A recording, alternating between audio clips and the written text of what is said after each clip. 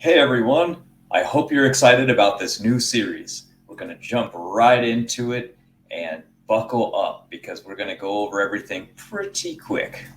So, the first thing we're going to cover today is the subject of genetic similarities and how it's actually evidence for young Earth creation and not evolution.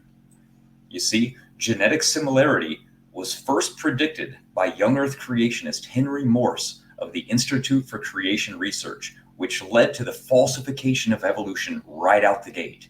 Keep that in mind as we start with this series.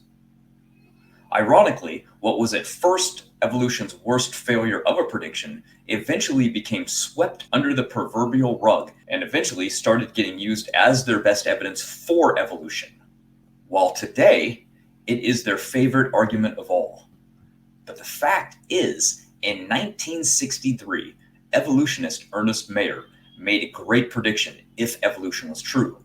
He said that if evolution is true, then looking for genetic similarities between distantly related organisms would be pointless because millions of years would have altered their genetics so much from mutation that it would have obliterated any genetic similarities. As where on the flip side of that, it was young Earth creationists in the 1970s that predicted the exact opposite, basically stating that there would be a common underlying design pattern in all life, which would explain the similar structures we see in life. He stated that function would be the cause of similar structures.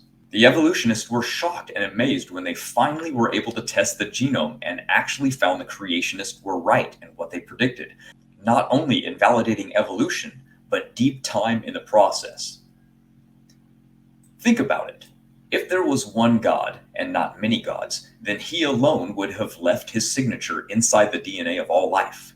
If we had found completely different life forms with different DNA, then we would have been falsified as biblical creationists who say that God himself created all life.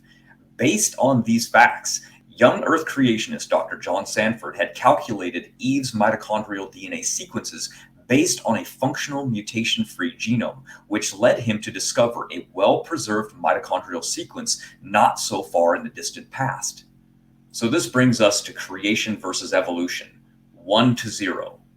Not only was their prediction completely wrong, but the fact that they were shocked and confused, but also that they just flip-flopped and pretended that nothing was a problem at all, shows that the theory is not only unfalsifiable pseudoscience, but that it rejects conflicting evidence and pushes the agenda anyway, no matter how wrong it is. They lie to the public and pretend that it is the only theory that can explain the diversity of life, and yet they can't even get the basic predictions correct.